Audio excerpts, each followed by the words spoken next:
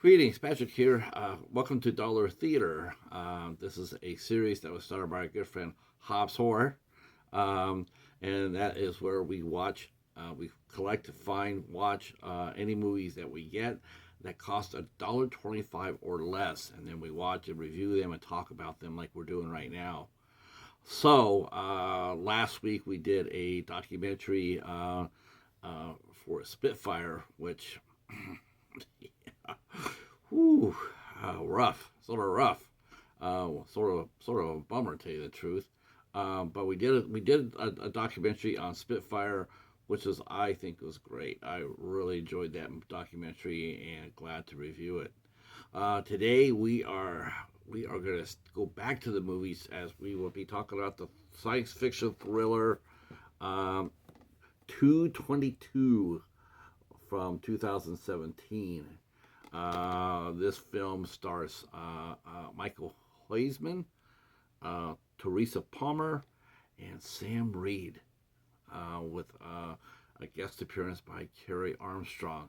This is a Australian film, Australian-made film, and cast, and it is a good movie. Uh, it's very solid. I will be honest to say that this could have been so much more than what it was. I was sort of bummed out because deserved. It really deserved that, to tell you the truth. It had an extremely good cast, had a great storyline, great story. It just sort of like forgot one, in a triangle. You're supposed to have three parts to it, and unfortunately for 222, it's missing a part, and that is what makes this movie solid and good and recommended, but not a classic, not as a just absolutely banger of a film, which is a shame because, like I said before, the cast is really good. I mean, who doesn't love Teresa Palmer? I mean, we do. We love Teresa Palmer. I have seen so many of her films, and she's excellent in everything. So this film right here is it's an interesting film, and it kicks off with when a man his name uh, is Dylan. He he starts noticing that his day seems to be interrupted at 222 every single day. He notices this. He has an ability to basically see and pretty much and it can see pretty much predict what's going to happen. He can see it in his mind's eye. Unfortunately, when he's working as an air traffic controller, you can't really depend on that. When you have thousands of people in the air, and when he gets distracted by one of these new visions that he gets, he almost causes a midair collision. This, of course, is frowned upon, so he is given a month off, and he might not be coming back. So as he's spinning around, he happens to go to the ballet that his friends gave him tickets for, and when he's there, he happens over and he happens to see Sarah, and Sarah's there as well, and and so they make eye contact, and afterwards they meet and they start talking, and it's really nice, and but Dylan starts noticing that every day something seems to be he's reliving the day before. I know you're saying Groundhog Day, but bear with it. Um, so he starts seeing things go, every day. Just everything, and it's all pushing him to end up at Grand Central Station. And that includes, and even when he tries to not to do it, he still ends up winding up in there. And it's confusing for him. He doesn't understand it. Him and Teresa make a great, cute couple. And he tries to tell her that, listen, I've been seeing some weird, freaky shit, and it's not making it any easier when I find out your birthday's the same as mine. Um, and then we meet Sarah's ex-boyfriend, who happens to be a very, very hot artist in New York City, and he has an opening at the gallery, and she invites him. Sarah invites Dylan over because they like each other. When they get there, um, when they show it's this part is very very cool. Whoever thought of this up is brilliant. But uh, uh, uh, Jonas has created a digital like a map, and it comes or washes over you, and it's like the city. So he's talking about New York City, but what's really weird though is he is seeing the same thing that Dylan's seeing. All the little bumps and bruises, especially at Grand Central Station, the main nexus where they're where people are meeting. He's noticing that a lot of what he's been seeing, Jonas has put up there. And so at first he gets freaked out by that. He thinks that maybe Jonas has been following him since Sarah and Jonas used to be boyfriend and girlfriend, but they broke up. Maybe Jonas has a little bit of a thing still for Miss Sarah. Uh, so of course they bump heads, and Sarah's like really not believing any of this because who really would, right? The more that Dylan operates, the more he puts pieces together. He's starting to realize that he's part of a triangle. Um, Somehow, some way, 30 years ago, there had been an infamous incident that happened at the Grand Central Station, and now Dylan has decided or has found out, has deduced that he and Sarah and Jonas are destined to relive that day from 30 years ago, and somehow he's got to stop it because no one survives it. So now he's got to figure out how to stop it in order to save his and Sarah's life. Now this happened or not? Well, it's PG-13 kids, and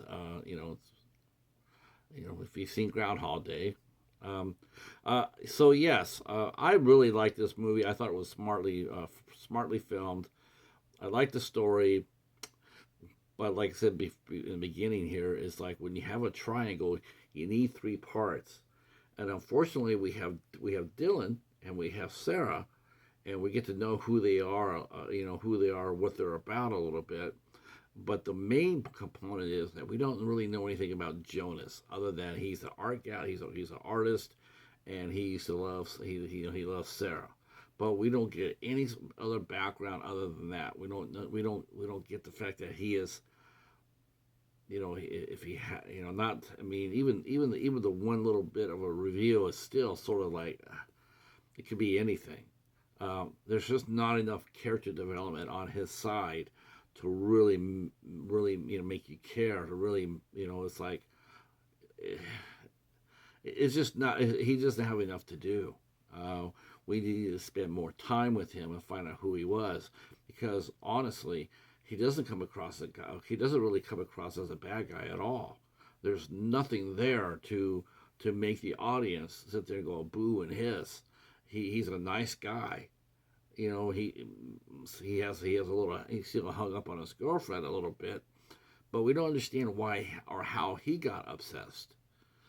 Such as Dylan is being driven to go to Grand Central Station, but we don't know why, and we do know why Dylan is. He is given a mountain of information, including boxes of letters and a little necklace. I mean, he's get tons of clues, but we don't see that with Jonas. We don't see what he sees, how it affects him. We don't, and so you're sort of walking on one foot. You like to know what's driving him to fulfill this, and we really don't get that. And it really pulls back from the story. It really affects the story in that regard. Um, so that's a shame too, because Sam Ree he's a fine actor, and I just feel like if he had just been given a little bit more to chew on, it really would have helped flesh 222 out a little bit more. But that being said, like I said, I recommend this. Recommend this movie. I was fascinated by it, and I love the score of the film. It's filmed beautifully. The director of the film is someone who I don't know. Um, Paul Curry. Paul Curry is his name. I believe it is his name. I don't want to say it wrong. It's Curry, and he also he directed off a story that was done by Todd Stein and Nathan Parker. I know when you hear me say Groundhog Day, most people might turn me out when I say that, but I really hope that you don't. And one other thing I do got to mention here, um, and this movie was put up by Magnolia, and this is Magnolia. Magnolia puts out a lot of fine art house films. And they also have a horror arm called Magnet Pictures. They deal with action and adventure, horror, and science fiction. In fact, I could tell you the last movie I watched from them. I watched the movie from Magnet, and that was Sushi Girl for our schlock versus sharks adventure that we had last year. That's right. I'm dropping a hint because I hear sharks will be on the menu this summer. But yeah, but Magnet is an arm of Magnolia. Magnolia puts out a lot of fine movies, but no one ever talks about them too much, and that's a real shame because honestly, just about everything I've seen from Magnolia, it's I haven't really found myself going boo on it. I find myself, wow, I wonder why their movies never get advertised, and how do they make their movies? How do they finance them? Because it's not like I've ever seen them on a big screen. The magnet arm is really good. Give me a couple minutes, I could probably bring up some movies that they've released that I've seen, and so have you. They were actually pretty popular during the Dollar Tree days, during the Dollar Tree waves.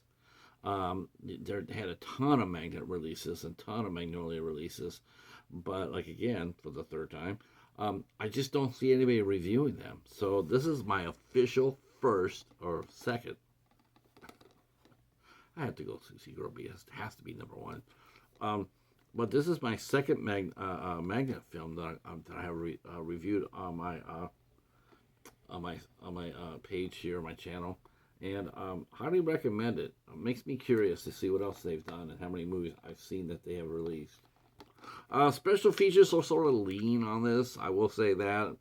Would have been nice to have a director's commentary on this one, but they didn't. They did a couple of cast interviews, and they threw some trailers. They threw some trailers on here. But overall, like I said, this is a movie I would definitely look up and recommend. If you like science fiction and fantasy and Teresa Palmer and did I mention me and Cheetah? We sort of like Teresa Palmer. She's really pretty. I don't know why she hasn't broken out yet. She's really good, but boy, she's been in some movies that just didn't get the love that it deserved, including Ride Like a Girl, and of course I Am Number 4. Well, she was great in that as well. All right, well, that's it for me. I want to thank you for watching, and let us know if you've seen 222. And if you're a big fan of Australian cinema like I am, drop a comment down below if you've seen the movie, or if you or look at the trailer at least. Yeah, thanks for watching, and hit the like button, and come back here every Friday. Or every Monday, I'm sorry, every Monday we'll be dropping a new Dollar Theater entry. So 222. No, not room 22, just 222. All right, we're out of here. Peace.